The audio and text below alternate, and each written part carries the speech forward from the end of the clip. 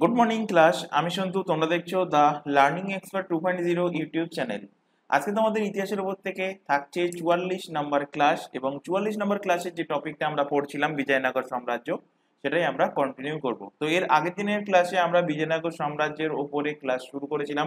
সেখানে আমরা দেখেছিলাম যে বিজয়নগর সাম্রাজ্যে যে প্রমুখ রাজবংশগুলো ছিল কি কি। চারটে রাজবংশ। প্রথমে ছিল সঙ্গম বংশ, তারপরে ছিল সালুক বংশ, তারপর আমরা তুলুক বংশ দেখেছিলাম, এবং তারপর আমরা দেখেছিলাম যে আরা বিধু বংশ। তো এর আগের দিনে আমরা শুরু করেছিলাম সঙ্গম বংশ। তো সঙ্গম বংশটা আজকে আমরা কমপ্লিট করব, তারপর আমরা শুরু করব সালুক বংশ। তো এর আগে তোমাদের টোটাল অ্যানসিয়েন্ট হিস্ট্রি এবং মেডিভেল হিস্ট্রি কিন্তু প্রায় 70 থেকে 80% পার্ট কিন্তু কমপ্লিট হয়ে গেছে। যদি সেই ক্লাস না দেখে থাকো, উপরে আই বাটনে লিঙ্ক শো হচ্ছে, অথবা এই চ্যানেলের ডেসক্রিপশন বক্সটা ফলো করো, তার মধ্যে তোমরা প্রিভিয়াস ক্লাসের প্লেলিস্টের লিঙ্ক পেয়ে যাবে।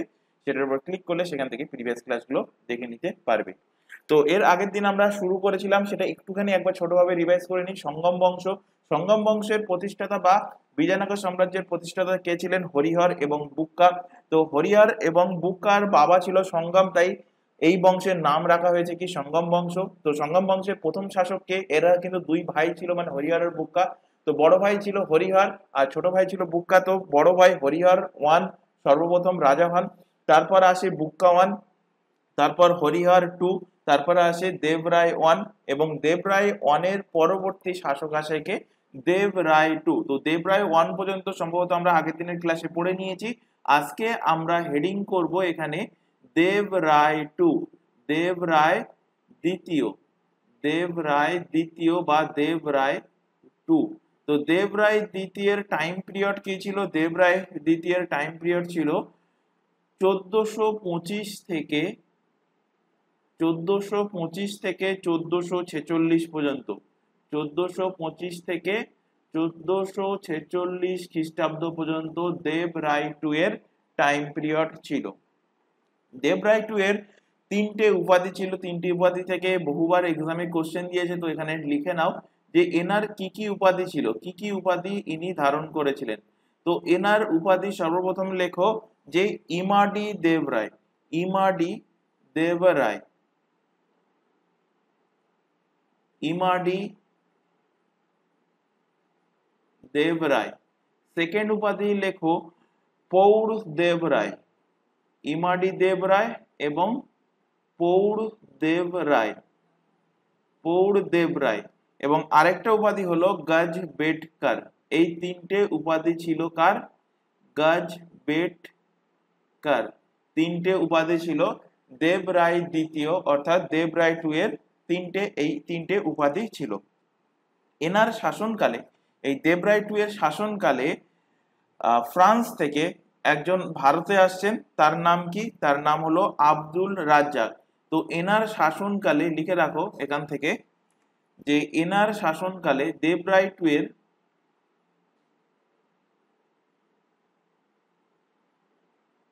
এনার শাসনকালে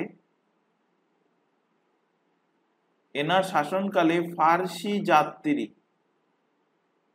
যিনি ভারতে এসেছিলেন ফার্সি যাত্রী আসেন, তার নাম কি? এনার শাসনকালে যে ফার্সি যাত্রী ভারতে আসেন তার নাম কি? তার নাম হলো আব্দুর রাজ্জাক। তার নাম হলো আব্দুর রাজ্জাক, আব্দুর রাজ্জাক নামক ফার্সি যাত্রী এই দেবরায় টু এর টাইমে ইনি কিন্তু ভারতে এসেছিলেন। এবার দেখো দেবরায় টু কি করছে।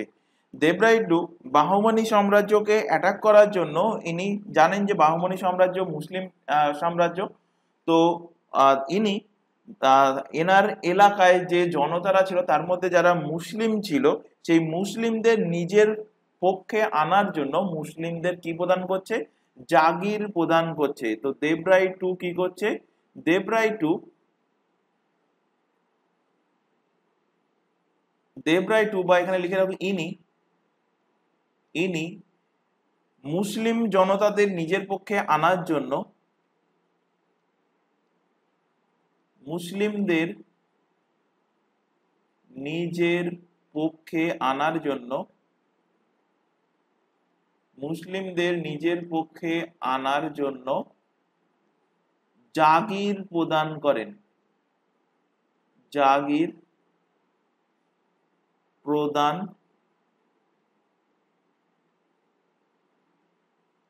জাগির প্রদান করেন। মুসলিমদের কি করছেন? জাগির প্রদান করছেন। এর পাশাপাশি ইনি মুসলিমদের জন্য মসজিদ নির্মাণ করেন। ইনি কি করছেন? মসজিদ নির্মাণ করে দিচ্ছেন। মসজিদ নির্মাণ করেন। এবং এর পাশাপাশি বাহমানি সাম্রাজ্যের থেকে এর সৈন্যবাহিনী যাতে মজবুত হয় তার জন্য ইনি আরব থেকে ঘোড়া আনাচ্ছেন এবং এনার সৈন্যবাহিনীতে তীর ধনুক চালানো ওয়ালা ব্যক্তি, তীর ধনুকে এক্সপার্ট যে সমস্ত ব্যক্তি আছে তাদেরকে সামিল করছেন। তো লিখে রাখো, ইনি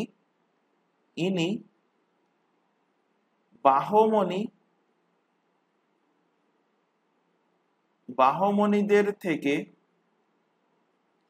সেনা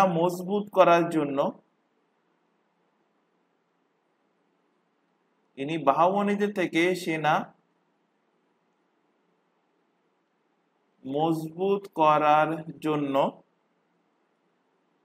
আরবি ঘোড়া ও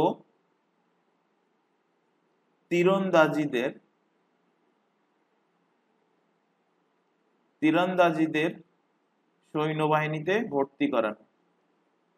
তীরন্দাজিদের সৈন্যবাহিনীতে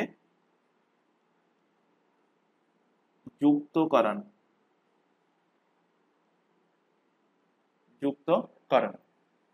এর পরবর্তী শাসক আসছে দেবরায় দ্বিতীয়ের পরে মল্লিকা অর্জুন। তো নেক্সট শাসকের নাম লেখো মল্লিকা অর্জুন।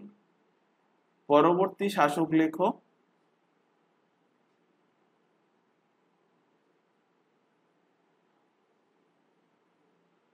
মল্লিকা অর্জুন। এনার টাইম পিরিয়ড কত ছিল? তো দেবরায় দ্বিতীয় টাইম পিরিয়ড ছিল 1425 থেকে 1446। এনার টাইম পিরিয়ড এর ঠিক পর থেকে 1446 থেকে 1465 পর্যন্ত। এবং এই টাইম পিরিয়ড না মনে রাখলে হবে, এগুলো অতটা ইম্পর্টেন্ট নয়, শুধু এর মধ্যে যেগুলো ডিসকাস করা হচ্ছে সেগুলো তোমরা নোট করবে। আচ্ছা, এখানে দেখো এই মল্লিকা অর্জুনও ইনিও কিন্তু নিজেকে পৌর দেবরায় উপাধি দিয়েছিলেন। তো এনার উপাধি কি? এনার উপাধিও কিন্তু পৌর দেবরায়। এনার উপাধিও পৌর দেবরায়। তাহলে পৌর দেবরায় কার কার উপাধি? দেবরায় দ্বিতীয় এবং মল্লিকা অর্জুন, এই দুজনেরই উপাধি হলো কিন্তু পৌর দেব রায়। এনার শাসনকালে যেমন দেবরায় দ্বিতীয় শাসনকালে ফার্সি থেকে অর্থাৎ ফ্রান্স থেকে একজন ভারতে আসেন, ঠিক তেমনি এই মল্লিকা অর্জুনের টাইম পিরিয়ডে চীন থেকে একজন ভারতে আসেন। তো লেখো এনার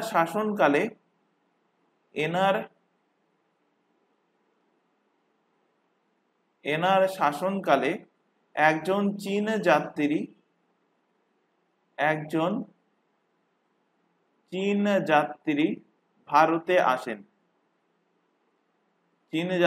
ভারতে আসেন। সেই চীন যাত্রীর নাম কি? তার নাম হলো মহুজান।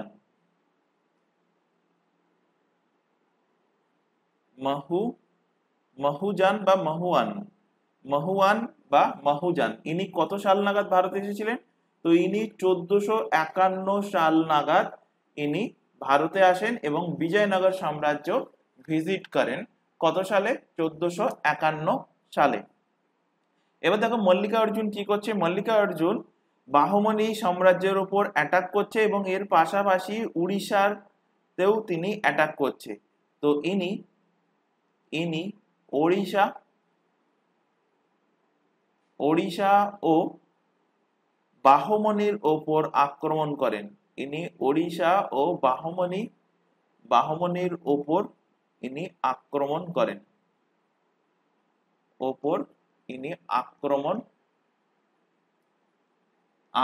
করেন। এবং এর পরে এই মল্লিকা অর্জুনের পরে পরবর্তী শাসক আসে বিরূপাক্ষ দ্বিতীয়। তো এর পরবর্তী যে সমস্ত শাসকগুলো আসছে তারা কিন্তু ধীরে ধীরে কমজোর শাসক, তারা অযোগ্য শাসক ছিল। তো এর পরবর্তী শাসক এসেছিল কে? পরবর্তী শাসক এসেছিল বিরূপাক্ষ দ্বিতীয়। তো পরবর্তী শাসকের নাম লেখো বিরূপাক্ষ, বিরূপাক্ষ দ্বিতীয়, বিরূপাক্ষ দ্বিতীয়। পরবর্তী শাসককে, পরবর্তী শাসক হলেন বিরূপাক্ষ দ্বিতীয়। এনার টাইম পিরিয়ড 1465 থেকে 1485 সাল পর্যন্ত, 65 থেকে 85। তো ইনি ছিলেন সঙ্গম বংশের অন্তিম শাসক, লাস্ট শাসক। তো কোশ্চেন দেয় যে সঙ্গম বংশের অন্তিম শাসককে? সঙ্গম বংশের, বিজয়নগর সাম্রাজ্যের সঙ্গম বংশের অন্তিম শাসক। বহুবার এক্সামে কোশ্চেন দিয়েছে, বিশেষ করে এসএসসি, সিজিএল, সিএসএসএল লেভেলের কোশ্চেন এগুলো। তো সঙ্গম বংশের অন্তিম শাসক হলেন বিরূপাক্ষ দ্বিতীয়, এবং এনার শাসনকালে চন্দ্রগিরি যে জায়গাটা ছিল সেই চন্দ্রগিরির গভর্নর, তোমাদেরকে এর আগের দিনের ক্লাসেই পড়িয়েছি যে বিজয়নগর সাম্রাজ্যের কিন্তু 4টে জায়গায় রাজধানী ছিল। কোথায় কোথায়? অ্যানেগন্ডি, বিদ্যানগর বা বিজয়নগর, বেনুগোন্ডা বা পেনুগোন্ডা, আরেকটা হলো চন্দ্রগিরি। তো এই চন্দ্রগিরির যে গভর্নর ছিল, চন্দ্রগিরির গভর্নর কি করছে দেখো। তো এনার শাসনকালে, এনার শাসনকালে চন্দ্রগিরির গভর্নর, এনার শাসনকালে চন্দ্রগিরির গভর্নর নাম কি তার? চন্দ্রগিরির গভর্নরের নাম, নাম হলো নরসিংহ সালুব। নাম হলো নরসিংহ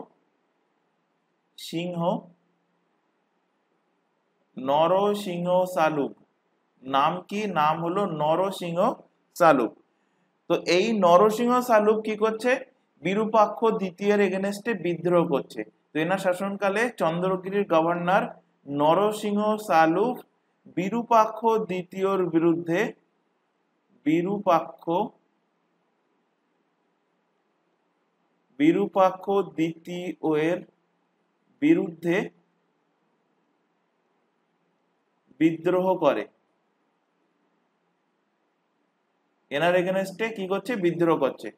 এবং বিদ্রোহ করে ইনি নতুন সাম্রাজ্যের স্থাপন করছেন, বিরূপাক্ষ দ্বিতীয়কে হটিয়ে দিচ্ছেন, সেখান থেকে বলপূর্বক হটিয়ে দিয়ে, অর্থাৎ বিরূপাক্ষ দ্বিতীয়কে কি করছেন? তিনি হত্যা করে দিচ্ছেন, এনাকে মেরে দিচ্ছেন। কে মারছে? এই নরসিংহ সালুক কি করছে? এনাকে হত্যা করে, বলপূর্বক হত্যা করেন, এবং হত্যা করে নতুন বংশের ইনি প্রতিষ্ঠা করছেন।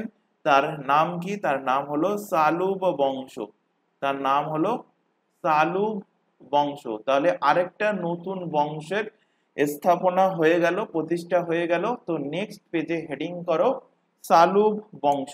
আচ্ছা, তার আগে এখানে একটা ছোট ইনফরমেশন দেওয়ার আছে। তোমরা এখন যে ক্লাসটা দেখছো সেটা হলো হিস্ট্রি ফাউন্ডেশন ব্যাচ, যেটা তোমাদের রেলের এনটিপিসি, গ্রুপ ডি থেকে শুরু করে এসএসসি, সিজিএল, সিএসএসএল এবং এসএসসির প্রত্যেকটা এক্সাম, পুলিশের সমস্ত এক্সাম, কনস্টেবল থেকে শুরু করে এসআই এবং পিএসসির ক্লার্কশিপ, মিসলেনিয়াস এবং ডাব্লিউবিসিএস প্রত্যেকটা এক্সামের প্রিলি এবং মেন্স কিন্তু কভার হয়ে যাবে যদি তোমরা এই ব্যাচটা প্রথম থেকে শেষ পর্যন্ত দেখতে পারো।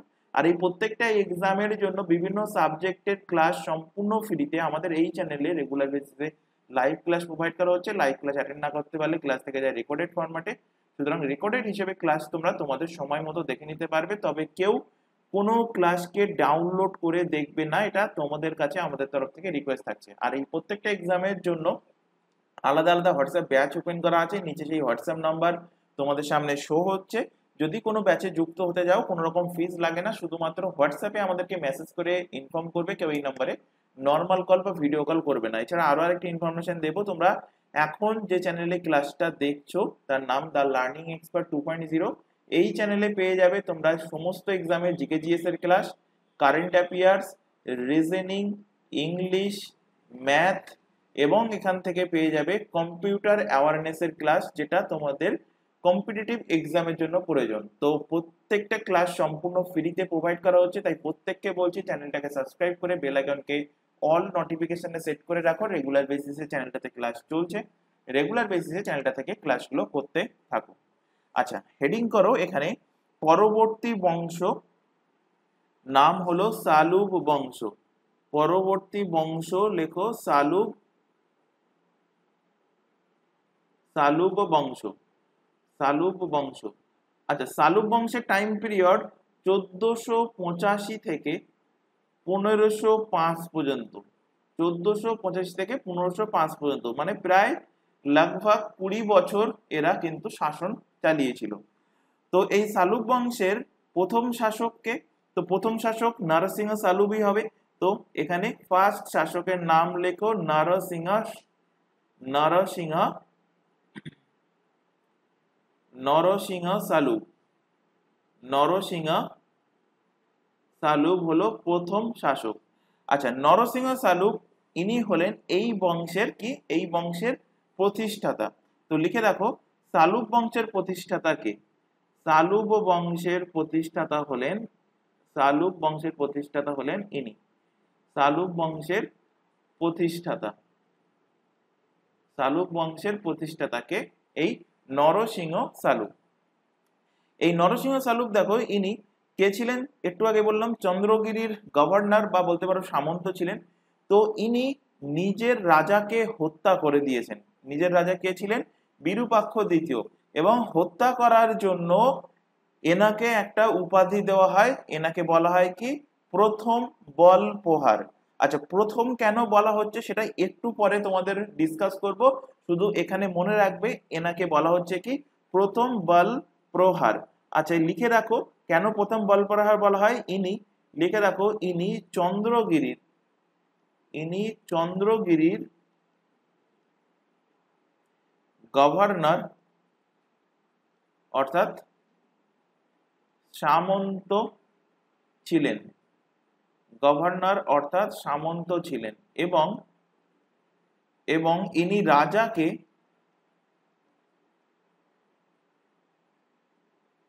রাজাকে হত্যা করে, রাজাকে হত্যা করে শাসক হওয়ার জন্য, রাজাকে হত্যা করে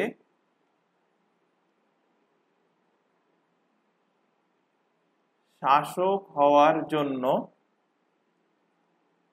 এনাকে, এনাকে প্রথম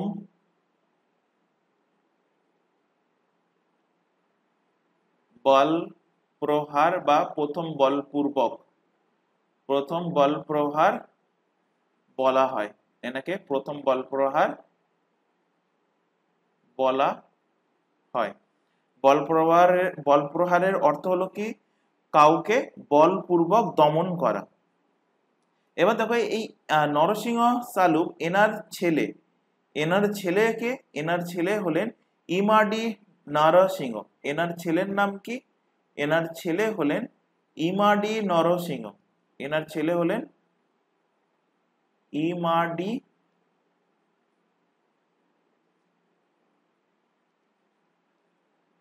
ইমাডি নরসিংহ।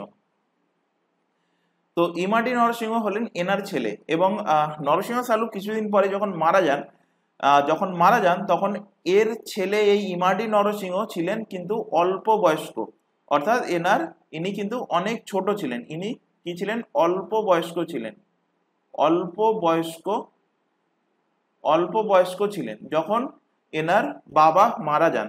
তো বাবার মৃত্যুর পর, আগেকার দিনে কি ছিল, রাজার ছেলেই রাজা হবে। তো রাজা আগে কে ছিল, নরসিংহ সালুব।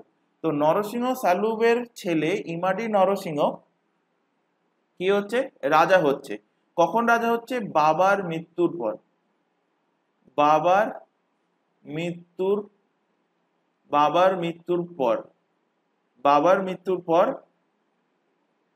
কি হন, ইনি রাজা হন, রাজা হন। কিন্তু তখন ইনি যেহেতু অল্প বয়স্ক ছিলেন, তাই এনার ধ্যান রাখার জন্য, এনাকে সুরক্ষা দেওয়ার জন্য, এনার সংরক্ষক হিসাবে কে আসছেন? এনার সংরক্ষক হিসেবে আসছেন নরসা নায়ার। তাহলে নরসা নায়ার কে? এনার সংরক্ষক। কার? এই ইমাডি নরসিংহ সংরক্ষক। এনার সংরক্ষকের নাম কি? নরসা নায়ক। এনার সংরক্ষক হলেন নরসা নায়ক হলেন এনার সংরক্ষক। যেহেতু ইমাডি নরসিংহ অল্প বয়স্ক ছিলেন, তাই রাজ্যের যে সমস্ত ডিসিশন বা শাসনভার, এই সমস্ত শাসনভার সামলাচ্ছিল এই নরসা নায়ক। তো ইনি কি করছিলেন? ইনি শাসনভারের শাসনভার সামলাচ্ছিলেন। শাসনভার বা বলতে পারো ইনি বাস্তবিক শাসক ছিলেন। বাস্তবিক শাসনভার সামলাচ্ছিলেন। বাস্তবিক শাসনভার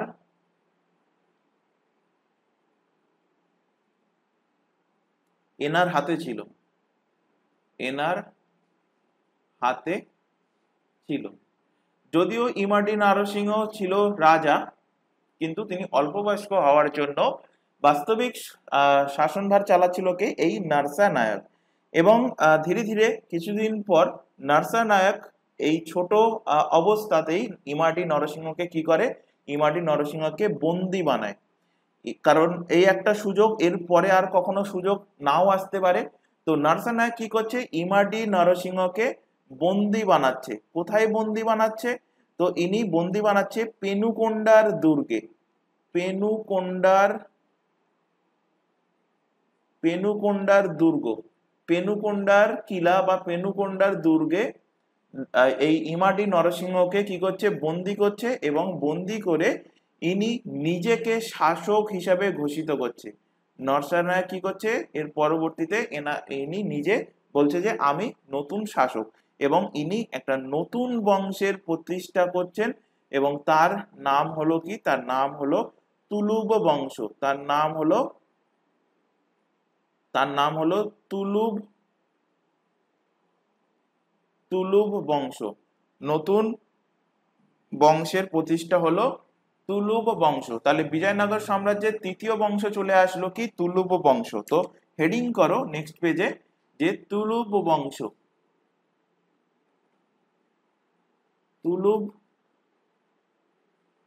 তুলুব বংশ।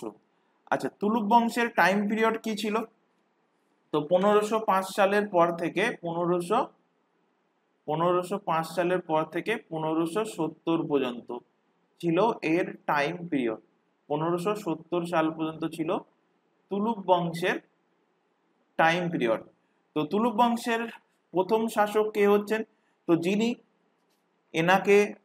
যিনি আগের রাজাকে হটিয়েছেন, মানে ইমাডি নরসিংহকে হটিয়েছেন, তিনি হবেন কে? প্রথম শাসক। তো প্রথম শাসককে নরসা নায়ক। প্রথম শাসক হলেন তুলুব বংশের নরসা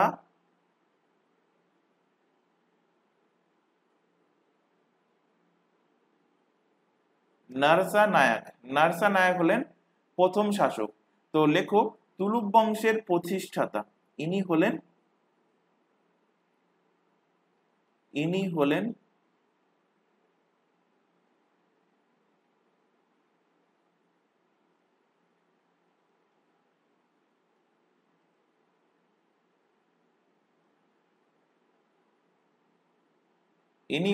তুলুব বংশের প্রতিষ্ঠাতা।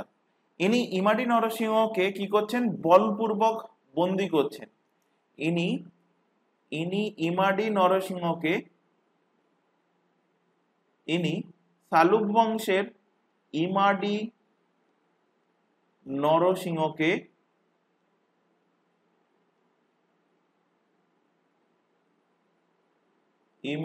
নরসিংহকে বলপূর্বক বন্দী বানান। বলপূর্বক বন্দী করেন। ইনি ইমাডি নরসিংহকে বলপূর্বক বন্দী করেন। তাই দেখো এই নরসা নায়ককে বলা হচ্ছে কি? এনাকে যেহেতু বলপূর্বক বন্দী করেছেন, তাই এনাকে বলা হচ্ছে দ্বিতীয় বল প্রহার। দ্বিতীয় বলা প্রহার। দ্বিতীয় বল প্রহার কাকে বলা হচ্ছে? এই ইমাডি এই নরসা নায়ককে। তাহলে প্রথম কেন আমি বললাম যে নরসিংহ সালুককে প্রথম বল প্রহার? তো ইনি প্রথম বলপূর্বক রাজাকে হত্যা করেছিলেন, তাই ইনি হলেন প্রথম বল প্রহার বলা হয় এনাকে। আর নরসা নায়ক ইনি দ্বিতীয় ব্যক্তি যিনি তার রাজাকে বলপূর্বক বন্দী করেছিলেন, তাই এনাকে বলা হয় দ্বিতীয় বল প্রহার। এবার দেখো এই নরসা নায়কের ছেলে ছিল, দুটো ছেলে ছিল। কে কে? একটা ছেলে, এনার ছেলে ছিল কটা? দুটো। ছেলে কটা? ছেলে হলো দুটো। একজন হলো বীর নরসিংহ, একজন হলো বীর নরসিংহ, বীর নরসিংহ। আরেকজন হলেন কৃষ্ণদেব রায়, যেটার সঙ্গে আমরা প্রত্যেকে কিন্তু পরিচিত, কারণ বিজয়নগর সাম্রাজ্য থেকে কোশ্চেন আসলে ম্যাক্সিমাম টাইম দেখা গিয়েছে এই কৃষ্ণদেব রায় থেকেই কিন্তু কোশ্চেনটা দেয়। তো একটা ছেলে ছিল বীর নরসিংহ এবং অপর ছেলে ছিল কৃষ্ণদেব রায়। তো বীর নরসিংহ ছিল বড় ছেলে এবং কৃষ্ণদেব রায় ছিল ছোট ছেলে। তাহলে নরসা নায়কের পরে পরবর্তী শাসক কে হবে? অবভিয়াসলি বড় ছেলে পরবর্তী শাসক হবে, অর্থাৎ বীর নরসিংহ হবে পরবর্তী শাসক। তো নেক্সট হেডিং করো বীর নরসিংহ। নেক্সট শাসক আসছে বীর নরসিংহ। আচ্ছা, একটা এক্সামে তোমাদের কোশ্চেন দিয়েছিল যে কৃষ্ণদেব রায় ইনি কোন বংশের শাসক ছিলেন? তো অ্যান্সার কি হবে? আশা করি বুঝতে পারছো, অ্যান্সার হবে তুলুক বংশ। তুলুক বংশের তিনি কিন্তু শাসক ছিলেন। আচ্ছা, বীর নরসিংহ রায় ইনি কি করছেন দেখো, ইনি যেই মাত্র ক্ষমতায় আসলেন, মানে এনার বাবার পরে পরবর্তী শাসক যেই হলেন, তো ইনি দেখছেন যে ইমাডি রায় ইমাডি নরসিংহ যিনি সালুক বংশের রাজা ছিলেন, তাকে তো তার বাবা বন্দি করে রেখেছিল পেনুগন্ডা দুর্গে। তো ইনি ধীরে ধীরে বড় হয়ে এনার বিরোধিতা করতে পারে। তো ইনি কি করছেন, নিজে ক্ষমতায় আসার সাথে সাথে ইমাডি নরসিংহকে হত্যা করে দেন। তো লিখে রাখো, ইনি ইনি ইমাডি নরসিংহকে হত্যা করেন। ইমাডি নরসিংহকে, ইমাডি নরসিংহকে কিন্তু এনার বাবা হত্যা করেনি, এনার বাবা বন্দি করে রেখেছিল জাস্ট। আর ইনি যে মাত্র শাসক হলেন, তো ইনি ইমাডি নরসিংহকে হত্যা করে দেন, হত্যা করেন। এরপর দেখো ইনি কি করছে, ইনি নিজের স্বতন্ত্র রাজ্যের স্থাপনা করছেন এবং এনার শাসনকালে পর্তুগাল থেকে একজন আসছে, তার নাম কি? তো লেখো এখানে এনার শাসনকালে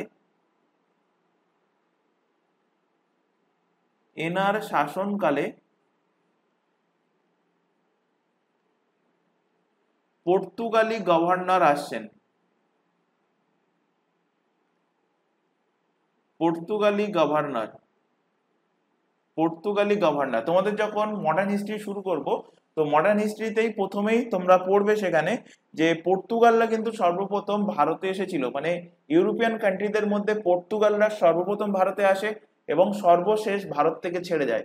তো সর্বপ্রথম ভারতে এসেছিল কে? 1498 খ্রিস্টাব্দে ভাস্কো দা গামা, পর্তুগাল বণিক, যিনি সর্বপ্রথম ভারতে এসেছিলেন এবং ইউরোপ থেকে ভারতে আসার সমুদ্র পথ খোঁজ করেছিলেন। ম্যাক্সিমাম ক্যান্ডিডেট থেকে একটা জিনিস ভুল করে যে ভারতকে খোঁজ করেছিলেন কে? ভারত কিন্তু আগে থেকেই ছিল, ভারতকে কিন্তু ভাস্কো দা গামা খোঁজ করেনি। তো এই ভুলটা কিন্তু ম্যাক্সিমাম ক্যান্ডিডেট করে। ভাস্কো দা গামা কি খোঁজ করেছিল? ইউরোপ থেকে ভারতে আসার সমুদ্র পথ, জলপথ, সেই রাস্তা কোন রাস্তা দিয়ে আসতে হবে সেই রাস্তাটা আবিষ্কার করেছিল কে? Vasco da Gama. তো ভাস্কো দা গামা সর্বপ্রথম পর্তুগাল হিসেবে ভারতে এসেছিলেন এবং সেটা কত সালে? 1498 সালে।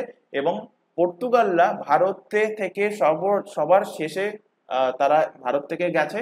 ভারতের কোথা থেকে? গোয়া থেকে। কত সালে? 1960 সালে। অর্থাৎ ভারত স্বাধীন হওয়ার পরবর্তী 13 বছরও কিন্তু তারা ভারতে ছিল।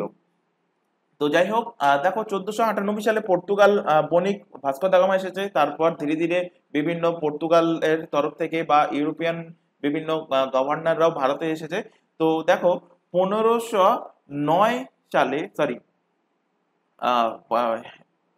বীর নরসিংহ টাইম পিরিয়ড কত? বীর নরসিংহ টাইম পিরিয়ড তুলুক বংশের টাইম পিরিয়ড ওই 1505 থেকে 1570 পর্যন্ত।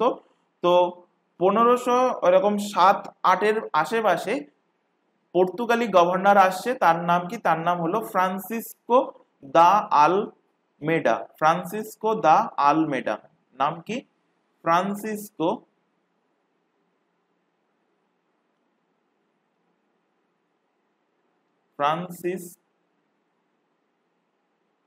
ফ্রান্সিসকো দা আলমেডা, দা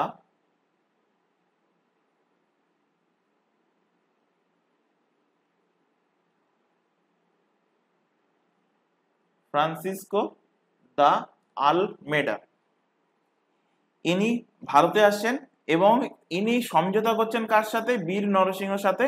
এনার সাথে সমঝোতা করে ইনি ঘোড়ার ব্যবসা শুরু করেন।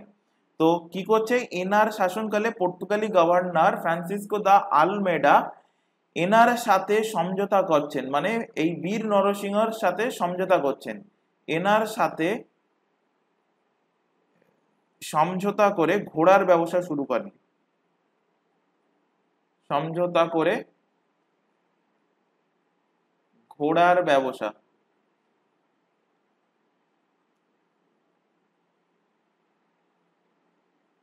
ঘোড়ার বিজনেস শুরু করেন, ঘোড়ার ব্যবসা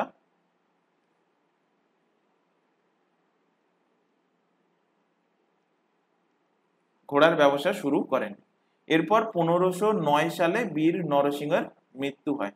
এনার মৃত্যু কবে হচ্ছে? এনার মৃত্যু হয় 1509 সালে।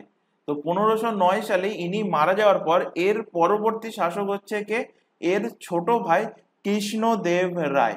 তো নেক্সট শাসকের নাম লেখো, কৃষ্ণদেব রায়। কৃষ্ণদেব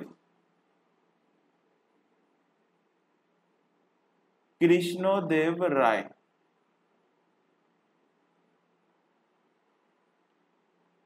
কৃষ্ণদেব রায়।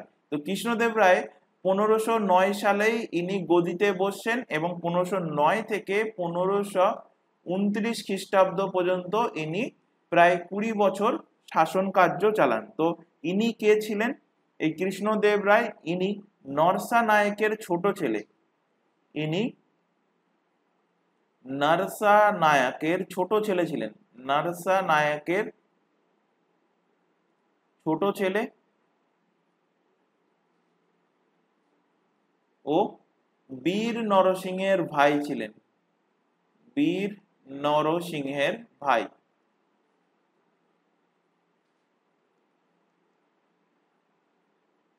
বীর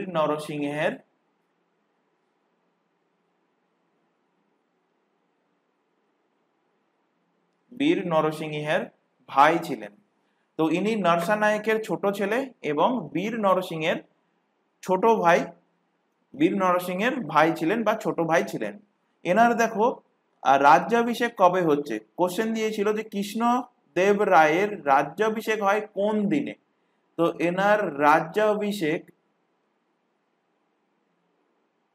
রাজ্যাভিষেক নাম থেকেই মনে রাখতে পারবে, নামের মধ্যেই কি আছে? কৃষ্ণ। তো কৃষ্ণ জন্মদিন আমরা কি হিসেবে পালন করি? জন্মাষ্টমী হিসেবে পালন করি। তো জন্মাষ্টমীর দিন এনার রাজ্যাভিষেক হচ্ছে। জন্মাষ্টমীর দিনে রাজ্যাভিষেক হচ্ছে কার? কৃষ্ণদেব রায়ের রাজ্যাভিষেক হচ্ছে। এনার দরবারে 8 জন বিদ্বান ব্যক্তি ছিলেন, জ্ঞানী ব্যক্তি ছিলেন। এনার দরবারে 8 জন জ্ঞানী ব্যক্তি ছিলেন। 8 জন জ্ঞানী ব্যক্তি ছিলেন। তো 8 জন জ্ঞানী ব্যক্তির নাম মনে রাখার দরকার না, মাত্র একজনের নাম মনে রাখবে। এই 8 জন জ্ঞানী ব্যক্তির মধ্যে একজন জ্ঞানী ব্যক্তি ছিল, তার নাম বহুবার এক্সামে কোশ্চেন দিয়েছে, তেনালি রামা। তেনালি রামা। এখান থেকে 6-7 বছর আগের কথা বলছি। এই তেনালি রামার উপরে একটা সিরিয়াল টেলিকাস্ট হতো সম্ভবত সনি চ্যানেলে। তো সেখানে এই কৃষ্ণদেব রায়ের বিভিন্ন কাহানি এবং তেনালি রামার বিভিন্ন কাহানি কিন্তু সেখানে দেখানো হয়েছে। তো কোশ্চেন দেয় কি তেনালি রামা কার দরবারে ছিলেন? তো মনে রাখবে তেনালি রামা ছিল কৃষ্ণদেব রায়ের দরবারে, এবং এই 8জন জ্ঞানী ব্যক্তির মধ্যে সব থেকে শ্রেষ্ঠ, সর্বশ্রেষ্ঠ বলতে পারো, সর্বশ্রেষ্ঠ জ্ঞানী ছিলেন কে? সর্বশ্রেষ্ঠ জ্ঞানী ব্যক্তি বা প্রমুখ ব্যক্তি কে ছিলেন? ছিলেন এই তেনালি রামা। এখান থেকে কোশ্চেন দেয় এই যে 8জন বিদ্বান ব্যক্তি ছিল, এই 8জন বিদ্বান ব্যক্তিকে কি বলা হয়? তো বলা হয় অষ্টাদিগ্গজ। কি বলা হয়? অষ্টাদিগ্গজ। অষ্টাদিগ্গজ, অষ্টাদিগ্গজ বলা হয় এই 8জন জ্ঞানী ব্যক্তিকে। এবার দেখো কৃষ্ণদেব রায় এই 8জন জ্ঞানী ব্যক্তির মধ্যে কিন্তু একজন কৃষ্ণদেব রায়ও কিন্তু ছিলেন, এবং ইনিও কিন্তু জ্ঞানী গুণী ছিলেন, ইনিও পড়াশোনা জানতেন। তো ইনি বিভিন্ন রচনা লিখেছেন, বিভিন্ন বই লিখেছেন। তো ইনি সংস্কৃত ভাষায় কয়েকটি বই লিখেছেন, তো সেগুলো একটু মনে রাখবে। তো কৃষ্ণদেব রায়ের সংস্কৃত রচনা, এনার এনার সংস্কৃত রচনা, সংস্কৃত রচনাগুলো কি কি? এনার সংস্কৃত রচনা, তো এনার সংস্কৃত রচনা তিনটে। একটা হলো জাম্বাবতী কল্যাণায়ম, জাম্বাবতী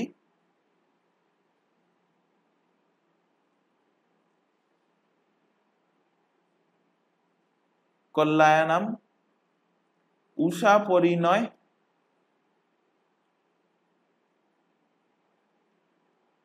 উষা পরিণয়, এবং মাদালসা চরিতম।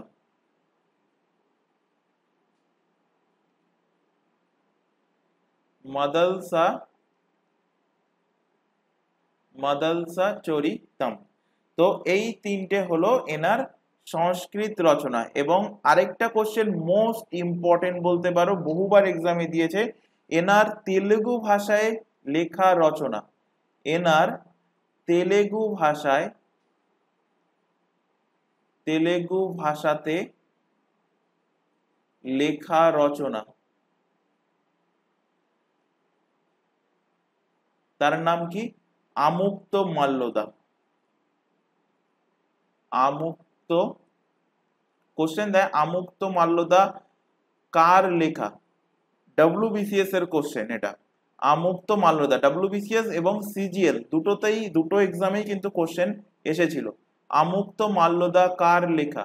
মনে রাখবে কৃষ্ণদেব রায়ের লেখা। আমুক্ত মাল্যদা এর অর্থ কি? এর অর্থ হলো মতির মালা, মতির, এর আক্ষরিক অর্থ হলো কি? মতির মালা। এবার দেখো কৃষ্ণদেব রায় যখন বাহমনি সাম্রাজ্যে ইনি শাসক ছিলেন, তো এর পাশাপাশি, সরি, বিজয়নগর সাম্রাজ্যের ইনি যখন শাসক ছিলেন, তো এর পাশাপাশি বাহমনি সাম্রাজ্যও চলছিল।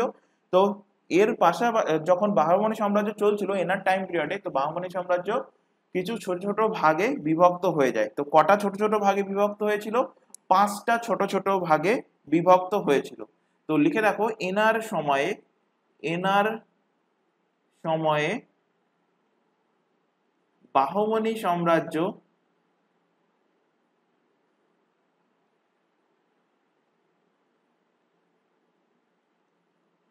আলাদা হয়ে,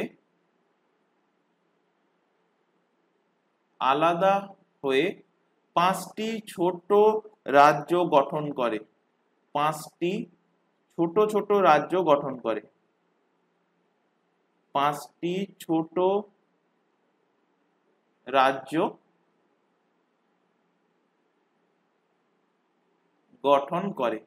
5টি ছোট রাজ্য কি কি? 1 নম্বরে লেখো আহমেদনগর, আহমেদনগর। সেকেন্ড লেখো গোলকুন্ডা, গোলকুন্ডা। 3 নম্বরে লেখো বিজাপুর,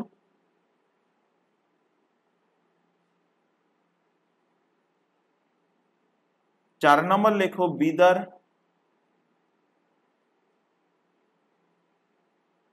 5 নাম্বার লেখো বারার, 5 নাম্বার লেখো বারার। তো এই 5টা ছোট ছোট রাজ্যে কি হচ্ছে, বাহমানি সাম্রাজ্য বিভক্ত হচ্ছে। তো কৃষ্ণদেব রায়ের সময় বিজাপুরের সুলতান কে ছিল? বিজাপুরের সুলতান ছিল আদিল শাহ। বিজাপুরের সুলতান, তার নাম কি? তার নাম হলো আদিল শাহ। আর বিদারের সুলতান ছিল মোহাম্মদ শাহ। বিদারের সুলতান কে ছিল? বিদারের সুলতান ছিল মোহাম্মদ শাহ। তো এরা নিজেদের মধ্যে সমঝোতা করে, কে কে? এই আদিল শাহ এবং মোহাম্মদ শাহ নিজেদের মধ্যে সমঝোতা করে এবং এরা এগেনস্টে চলে যায় কার? কৃষ্ণদেব রায়ের এগেনস্টে চলে যায়। কৃষ্ণদেব রায়, মানে কৃষ্ণদেব রায়ের এগেনস্টে গিয়ে এরা বিদ্রোহ করে, কৃষ্ণদেব রায়কে আক্রমণ করে। এরপর কৃষ্ণদেব রায় কি করছে? এদের দুজনের সেনাকে পরাজিত করছে, অর্থাৎ আদিল শাহ এবং মোহাম্মদ শাহকে পরাজিত করেন। আর কৃষ্ণদেব রায় এই যুদ্ধে কি হচ্ছেন? এই যুদ্ধে জয়ী হন এবং জয়ী হয়ে এদের এলাকাটাকে তিনি কিন্তু দখল করে নিচ্ছেন। তো নেক্সট লেখো যে কৃষ্ণদেব রায়ের দ্বারা জেতা ক্ষেত্র। কৃষ্ণদেব রায়ের দ্বারা, কৃষ্ণদেব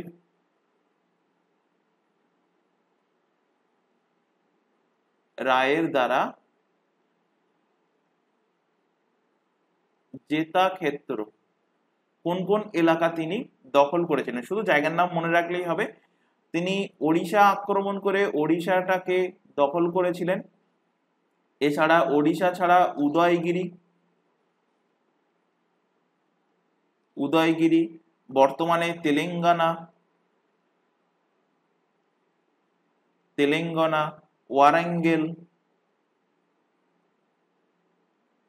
ওয়ারেঙ্গেল, রাজমান্ড্রি,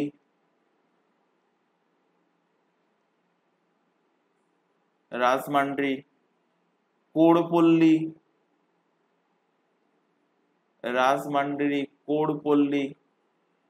তারপর কোন্ডাবিধু, এই সমস্ত ক্ষেত্র। আর একটা লিখে রাখো কোন্ডাবিধু, এই সমস্ত ক্ষেত্র তিনি কিন্তু জিতে নিয়েছিলেন কৃষ্ণদেব রায়। এর পাশাপাশি ইনি ওড়িশার শাসক কে ছিল? ওড়িশার শাসক ছিল রুদ্রদেব। ওড়িশার শাসক ছিল রুদ্রদেব। এই রুদ্রদেবের মেয়ের সাথে বিবাহ করছে কে? রুদ্রদেবের মেয়ে। এই রুদ্রদেবের মেয়ের সাথে বিবাহ করেন কৃষ্ণদেব রায়। মেয়ের সাথে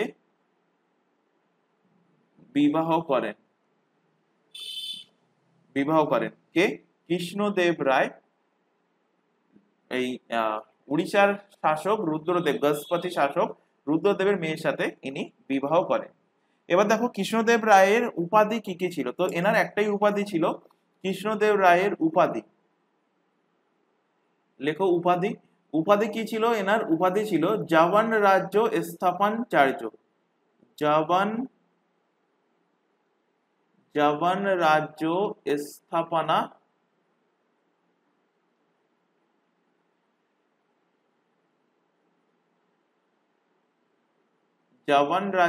স্থাপনাচার্য। তো এর নাম থেকে বুঝতে পারছো যে জবান রাজ্যের স্থাপন করাওয়ালা ইনি কি? ইনি কর্ণাটকের গুলবার্গ এবং বিদার আক্রমণ করে বাহমানি সুলতান মোহাম্মদ শাহকে তিনি বন্দী বানিয়েছিলেন এবং পরবর্তীতে এই বাহমানি সুলতান মোহাম্মদ শাহকে, যিনি বিদারের শাসক ছিলেন, তাকে মুক্ত করে দেন এবং মুক্ত করে ওনাকে পুনরায় আবার বিদারের গদিতে বসান। তো সেখান থেকে তার উপাধি এসেছে কি? জবান রাজ্য স্থাপনাচার্য। এবার দেখো এই কৃষ্ণদেব রায়ের দ্বারা নির্মিত মন্দির, কি কি মন্দির ইনি নির্মাণ করেছিলেন? এক্সামে কোশ্চেন দিয়েছে। এনার দ্বারা নির্মিত মন্দির কি কি মন্দির? তো দুটো মন্দিরের নাম মনে রাখবে। একটা হলো বিট্টল স্বামীর মন্দির, বিট্টল স্বামীর মন্দির, এবং আরেকটি হলো হাজার রাম মন্দির। হাজার রামা মন্দির, রামা মন্দির। এছাড়া কৃষ্ণদেব রায় থেকে আরেকটা ফ্যাক্ট কোশ্চেন আসে, সেটা হলো এনার দ্বারা নির্মিত নগর। তো এনার দ্বারা নির্মিত শহর কোনটা ছিল, নির্মিত নগর কোনটা ছিল? তো দুটো নগর, একটা লেখো নাগালপুর,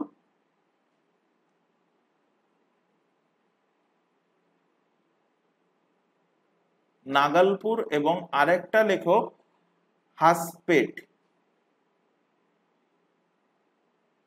হাসপেট। একটা নাগালপুর আর একটা হলো হাসপেট।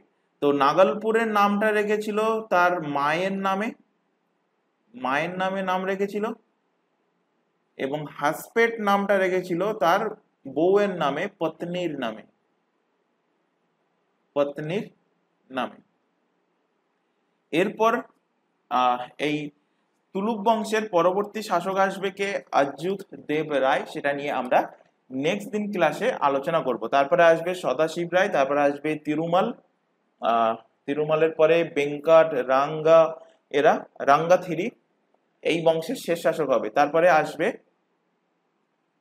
কি আরাবিধু বংশ।